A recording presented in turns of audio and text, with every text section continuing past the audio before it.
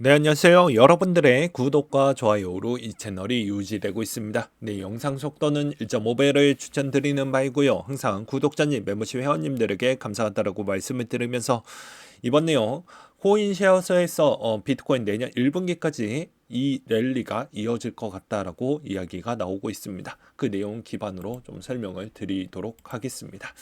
이번에 비트코인 현물 ETF가 연말 전에 승인될 것이다라는 생각이 좀 든다. 산업 내 매우 낙관적으로 보고 있으며 6주 연속 비트코인 상품들로 돈이 유입이 됐습니다. 근데 여러분들이 여기서 팩트 체크를 좀 해볼 필요성이 있는 게 저번 영상에서도 말씀드렸다시피 총 스테이블 코인의 자금이 들어오고 있는 실정은 아닙니다.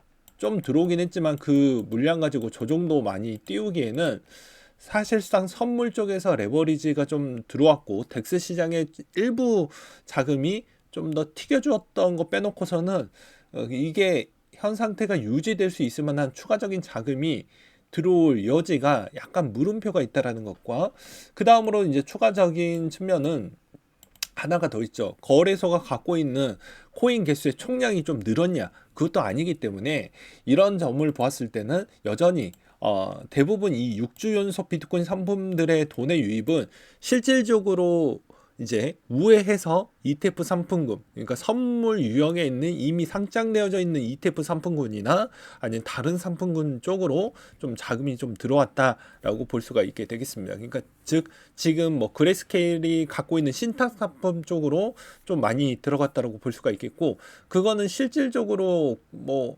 현재 뭐 현물을 교환 매개체가 이루어지는 그 시점이 아니고서야는 그게 실제 현물에 미치는 영향 강도는 좀 상대적으로 좀 저조하다라고 보는 게 맞겠죠. 네, 그렇게 좀 보고 있는 실정입니다. 그래서 지난 8월에 유입량이 조금 늘어났다가 한동안 매우 낮은 거래량으로 좀 있었다가 지난 6주 동안 활동과 거래량이 훨씬 더 많아졌다. 그러니까 즉 조만간에 이게 되면 어차피 또 전환이 되고 전환 신차 ETF가 되면 그거 어차피 내가 이 물량이 조만간에 현물로 바뀔 것이다 보니까 굳이 지금 현물을 살 바에는 여기에 있는 프리미엄 차라도 먹어서 이득을 두 번이나 좀 내어보자. 그리고 이건 어차피 법적인 제도로 보호 처리가 되기 때문에 여기서 문제가 되면 내 현금에 있는 안정성은 충분히 확보가 되어져 있다라고 생각을 하는 것 같습니다. 그래서 이제 부자와 관점과 개인의 관점은 조금 다소 차이는 있고 투자 성향의 스타일에 따라서도 또 달라질 수는 있겠지만 대부분 부자들은 지금 이론적으로 관심도를 많이 가져가고 있다라고 보시면 될 것 같고요. 올해 7억 6천만 달러가 비트코인이 상품이 유입이 됐고 지난 수준을 넘어섰습니다. 그것들이 모든 기관 투자자들이 올해 말과 내년 1분기까지 랠리를 펼칠 것으로 예상되는 비트코인의 투자 적기라고 저는 생각을 합니다. 라고 해서 멜텀 드미러스 전략 책임자가 직접 이런 이야기를 좀 했다라고 볼 수가 있게 되겠고요. 조만간에 이제 CPI가 곧 나오게 됩니다. 네. 이번에 10월 달에 이제 CPI부터가 정말 중요할 것 같은데요. 왜 그러냐면 7, 8, 9는 여행 시즌이었기 때문에 소비가 극대화 되었다고 볼 수가 있는데 10월, 11월, 12월 달 요 시점부터는 이제 본격적으로 소비가 점차적으로 다시 객관적인 지표로 볼 수 있는 척도가 되기 때문에 매우 중요하다고 볼 수가 있습니다. 특히나 12월 달 12월 달에 나오는 그 CPI가 정말 중요할 것 같아요. 왜 그러냐면 이제 내년 1월 달이 그럼 되겠죠. 왜 그러냐면 12월이 무슨 날입니까? 연말이 끝나는 시점이고 가장 소비 시즌이 매우 강력한 그런 달이기 때문에 이 12월 달에 찍히는 CPI 위치에 따라서 아무래도 내년에 이제 기준금리 전망 추이와 그리고 12월 달에 나오는 점도표 추이까지도 뭐 보긴 하겠지만 가장 강력한 건 내년 3월에 나오는 점도표 위치만 본다라고 해도 대략 예측이 가능하고 좀 더 일찍 예측이 가능한 건 12월 점도표가 매우 중요한 점도표 위치라고 볼 수가 있습니다.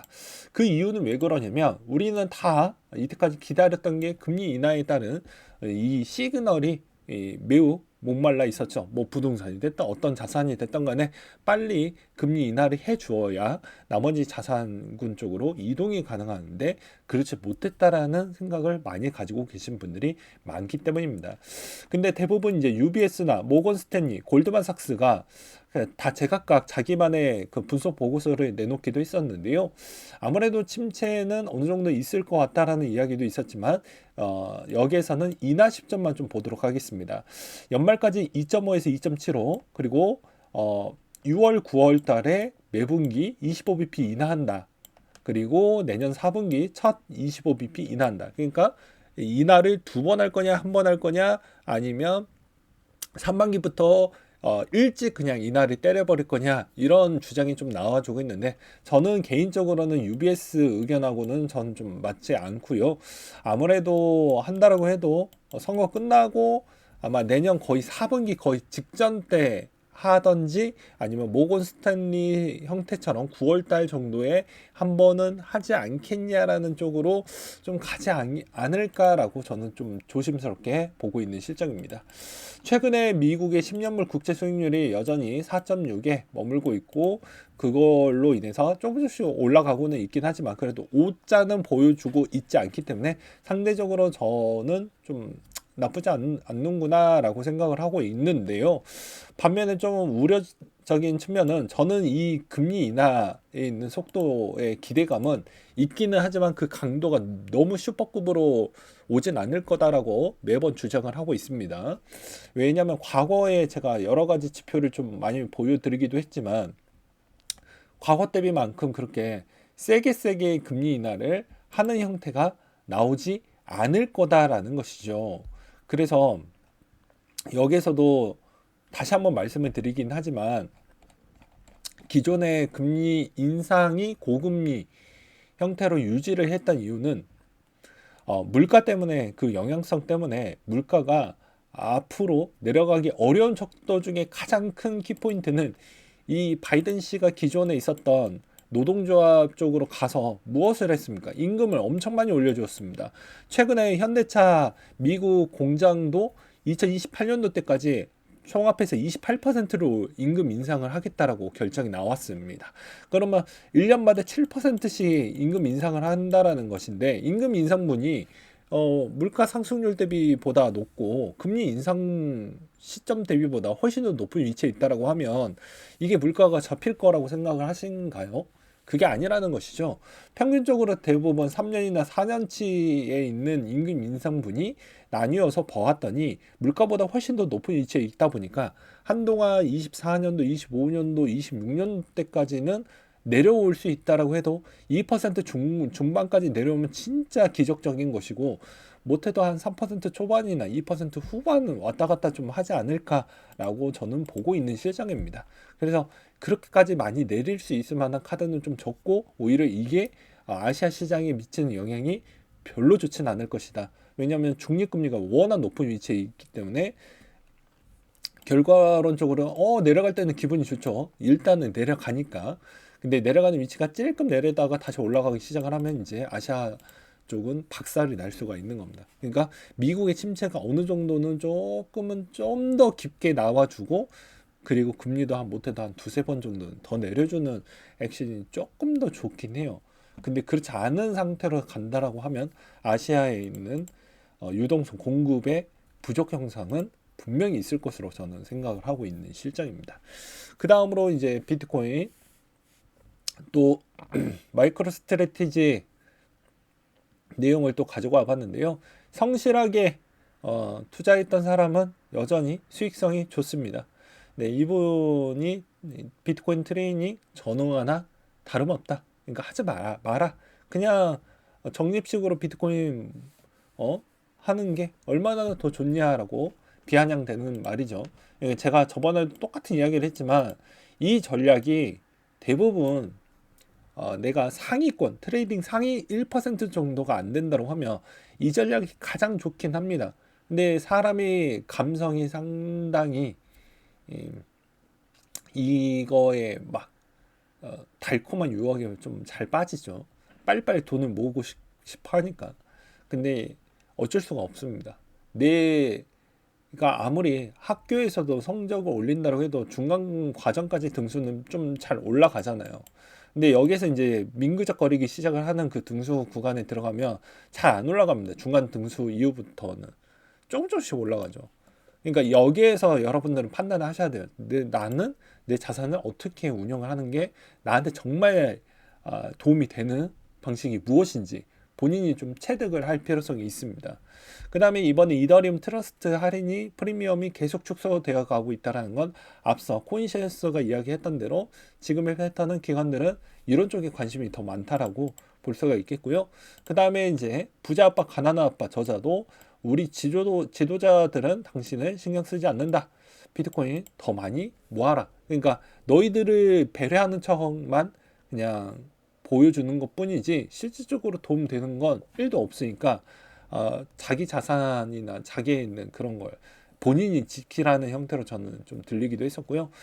주기영 대표가 이번에 이제 트윗에서도 똑같은 미실현 이익 순위 비트코인 지갑이 플러스 77% 정도가 된다고 합니다. 그 다음으로 또 볼 수 있는 건 아무래도 비트코인 오디널스 누적 수수료도 9천만 달러가 초과가 됐다고 하니까 채굴 회사들도 그렇게 실적은 나쁘진 않을 것으로 보여지고요. 그 다음으로 이제 약간 그냥 확인하는 차원으로 또 준비를 해놨던 자료 중에 하나인데 어피트 펌핑의 코인의 특징을 보게 되면 유통량이 하나도 맞지 않는 것만 펌핑이 좀 잘 나온다. 그러니까 이 말의 의미는 어디에서 갖고 와갖고 물량으로 요렇게 뭐 저렇게 막 작업치기에는 상당히 좋은 코인들이 꽤 많다라고도 들릴 수도 있죠.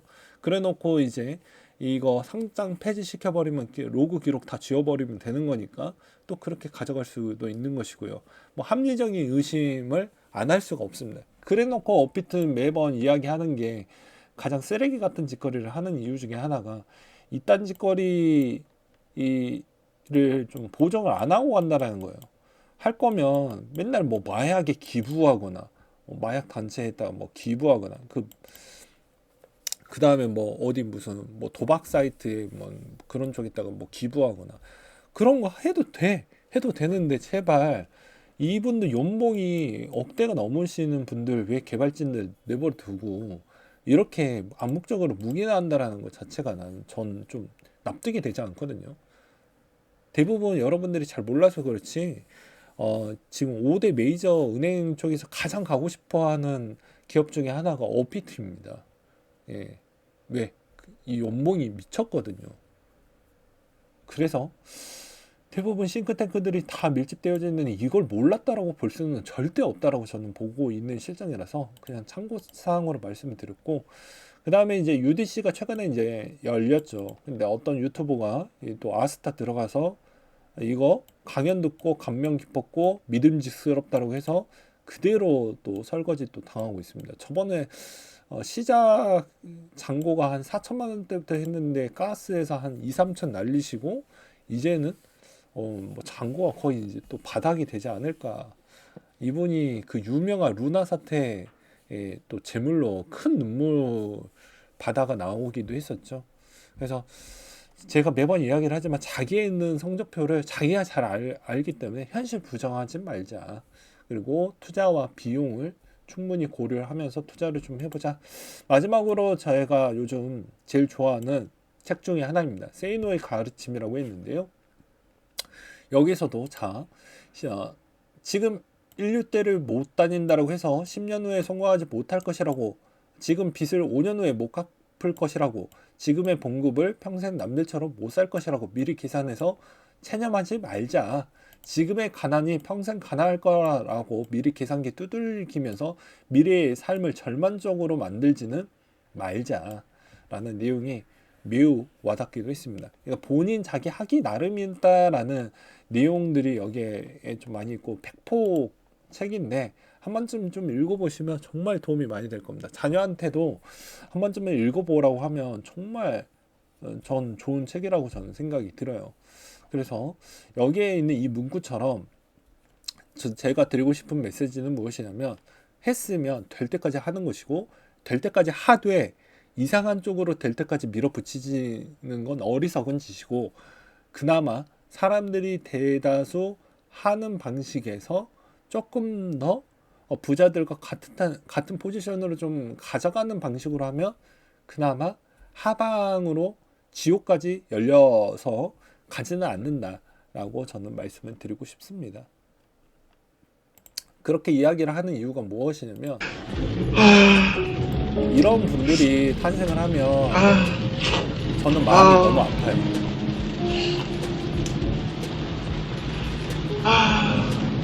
왜 제가 이런 걸 왜 보여드리자면 마지막으로 이게 별거 아닌 것 같죠. 자기가 직접 경험을 안 해봤으니까. 근데 간혹 위만 보시고 밑을 안 본다는 말이에요. 예, 밑에 있는 밑바닥 삶이 어디까지 내려갈지 계산을 안 합니다. 네. 그리고 이게 레버리지를 쓴다라는 건 내 미래에 있는 7년치, 10년치를 미리 땡기니까 내 앞으로 미래에 있는 걸 내 10년치를 땡겨왔으니까 그 10년치에 있는 베팅은 진짜 신중하고 고민 많이 해서 해야 되거든요. 근데 가볍게 클릭 몇 번 하고 하면 이 하방을 한 번도 경험을 안 해봤던 사람이면 진짜 저렇게 아예 그냥 정신병자가 된다라는 것이죠.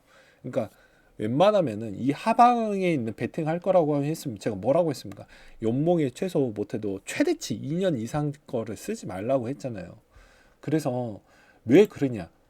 제가 다 경험해 봤던 이야기이기 때문에 너보다 내가 더 잘났기 때문에 나는 절대 그러지 않을 것이다 라고 하는 것보다 좀 더 안전하게 하라는 조언 차원에서 말씀드리는 것이지, 여러분들이 저보다 더 나으신 분이신 분들이 훨씬 더 많을 거라고 저는 생각을 합니다. 단지 그 깨지는 게 너무 아파 보니까 미리 경험을 해봤고 그걸 반복하지 말라는 말씀으로 드리는 것이기 때문에 자기만의 전략 부분에 상처 많이 받지 마시고 그걸 잘 만들어서 최대한 하방 부분도 덜 아프게 덜 깨지면서 하는 방향으로 좋은 투자 되시길 바라겠습니다. 오늘도 약간 중구난방 이야기를 하긴 했지만 항상 건강 잘 챙기시고요. 저 아직 기침이 아직 계속 나오고 있는데 아프니까 돈도 필요 없더라고요. 네, 항상 느끼는 거지만 아프기 전에 건강 잘 챙기자 라고 저는 말씀드리고 싶습니다. 네, 이상으로 마치도록 할게요.